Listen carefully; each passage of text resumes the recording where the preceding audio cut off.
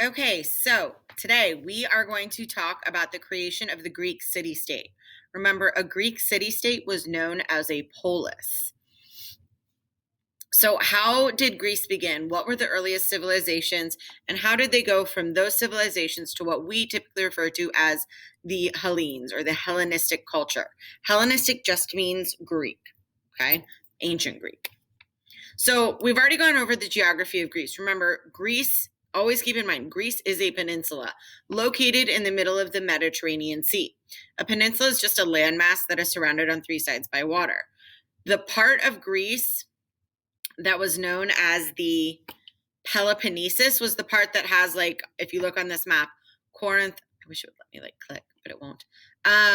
Corinth, Argos, Sparta, Olympia, all of those are located on the Peloponnesus of Greece, which is like a peninsula within the peninsula almost. All right, so here's the picture from ancient Greece.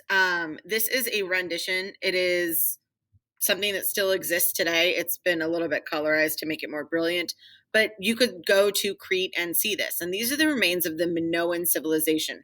So the Minoans were one of the earliest civilizations of the Greek region, because they were not located on mainland Greece, but rather on an island. So the Minoans were a civilization that developed on the island of Crete. They were known for their bull jumping. They had a matriarchal society, so they had queens, and the power was inherited through the mother's side. They had kings as well, but it was just like the queen's son would inherit rather than it was all through your mother's side. That's what matriarchal means. But women had a lot of rights within the Minoan civilization. They were considered a more advanced civilization. They had trading, they were seafaring, they were a peaceful civilization. This is also where we get the story of the Minoan, of the Minotaur. So it was named after King Minos. So King Minos helped to establish the powerhouse of Knossos in Crete. Knossos was the capital, and Knossos was what that image of the ruins were. So Knossos was the capital of Crete, and Crete and the Minoans were known as a very advanced civilization located in the Mediterranean Sea.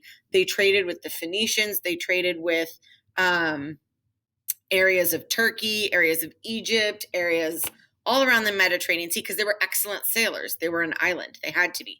They created beautiful works of pottery. They had goods such as olive oil, olives, olive trees they used for like wood carving. A lot of the pottery that we see, they used a lot of like blue and white for their pottery rather than the traditional orange and black that we typically see from Greece. But the Minoans were the first civilization, and they lived from about 2400 to around 1200. So they last for over 1,000 years, and they were a very peaceful civilization, but all of a sudden this civilization disappeared. And so there's been a lot of speculation about what happened to this once great civilization. So think about it. An advanced civilization located in the middle of the Mediterranean Sea, so surrounded by water, that just suddenly disappears. Does this sound familiar? We're going to pass that video because you've already watched it. All right, so keep that in mind. Does it sound familiar? The end of this civilization happened in a catastrophic nature event that we'll talk about here in a minute. But why we care about the Minoans? The Minoan legacy was that they actually passed along. They were one of the first civilizations to have a written language. That is actually what my little necklace is. But it is called Linear A. So it's something that we still can't fully translate, but it does serve as the basis for the Greek alphabet, and the Greek alphabet will serve as the basis for the Latin one that we use today. They passed along written language to the civilizations all around them. A lot of the Phoenicians, the Greeks, the Egyptians, all of them use Linear A as a basis.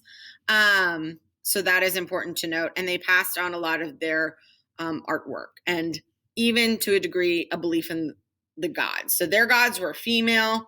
It was like the snake goddess and stuff like that. So the exact gods did not translate down into what we know as the Greek pantheon, but there's similarities.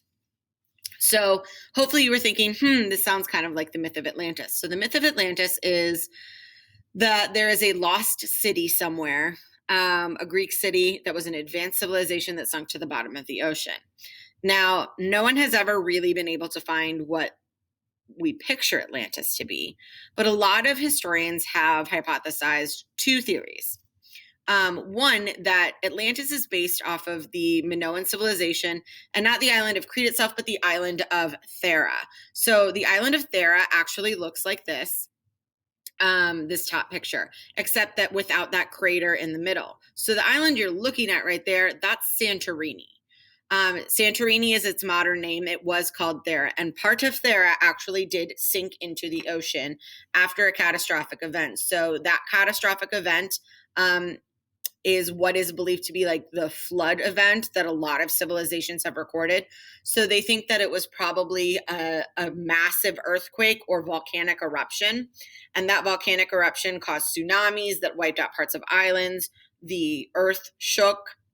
As you know, in the Legend of the Minotaur, that area was prone to a lot of earthquakes because of where it sat on a tectonic plate. And actually part of the island and the houses and everything that were on it did sink down. So if you go diving and excavating on the island of Santorini, you can find the remains of ancient Greek homes that are still intact, an entire like civilization. And there are areas of Santorini above land, just buried, that show from around the time of the Minoans. So a lot of people believe that this is where the myth came from. The other one is the only record we have of the Minoans comes from Plato. And a lot of historians think that Plato is using the story of Atlantis, which the first record of Atlantis comes from Plato and him talking about it. Plato was an ancient Greek philosopher that lived during about 350 BC. Yeah. So a lot of people think it might be that, but Plato, they thought that Plato, this was more like a metaphor for like, here's this example of a civilization that grew too prideful and boastful, and the gods struck them down. So it was a lesson on hubris, on pride. And he was using a story, like a fable kind of, to tell it. So no one actually knows if Atlantis exists. The picture below, as we picture Atlantis, or as you picture in the movies, that does not exist. But there could be some basis, because like we said, all myths have a little bit of truth in them. They were based off of something. So some people think that it refers to the Minoan civilization. After the Minoans come the Mycenaeans. The Mycenaeans lived in palaces on mainland Greece. They were fortified cities. Here is where the Mycenaeans are typically considered like the first Greeks. They were a much more aggressive civilization. They were not peaceful. They were very warlike. They built fortified cities for protection. The Mycenaeans established, can't hide that, systems of government and even record the wealth of their citizens. They were the earliest civilization to actually speak Greek. A lot of these pictures are from Mycenae, which is a city in mainland Greece, but it was thought to be the capital of their civilization. Agamemnon is one of their more famous kings, and these are actually the people that were the Greeks of the Trojan War. So if you've ever seen the movie Troy or read the Iliad or the Odyssey, you are going to see that like these are the people they're referring to when they say the Greeks. And the Trojan War for a long time was something that they thought was just myth, just a story told by Homer, a good story, but just a story, until eventually they did excavate Mycenae and Troy, and they figured out, hey, these two civilizations probably did come into conflict with one another. Also, if we look at these stone gates and we talk about myths and where myths come from and how things like that. So a lot of people believed that Cyclops were real. So these large giants with one eye, because how else could you have built that gate? So if you see the picture where I'm standing kind of in front of and under the gate, that is the Lion's Gate in Mycenae. And a lot of people just stumbled upon this because after the Mycenaeans fall and the Minoans fall, there comes a dark age of Greece for about 300 years where they forget everything. And so the people actually think they can't figure out how these things would have been built because they lost a lot of education along the way. So they think that like these huge giant men built them. Why do they think that? Well, they saw the remnants of elephant skulls. And elephants didn't exist in that part of Greece anymore. But they saw elephant skulls, which is, if you see an elephant skull, it's just like one huge nasal cavity, like a hole in their skull, which is like for the trunk, but the trunk's gone if it's a skeleton. And so they thought that that was a human skull, like an elephant head was a human skull, and it must have been a giant. And then the giants must have built these things. So that's where some of that myth comes from. They are believed to have fought in the Trojan War. These are just clips from Greece or from Troy. We're not going to watch them because we don't have time. But if you want, the movie Troy is not super factually accurate, but not a bad movie. I think it's on Netflix. The Dark Ages. So after the Mycenaeans fall, and the Mycenaeans fall around 800 BCE, there's constant warfare between the Mycenaean palaces and the Dorians, which were like Macedonians that were invading from the north. The Dorians are less educated than the Mycenaeans. Eventually, all the constant warfare, people scatter. They're no longer just in Mycenae, and they scatter out, and we enter what is known as a Dark Age, which is a lack of no trade, no goods to sell, no learning going on. People could barely support themselves. And that happens in Greece.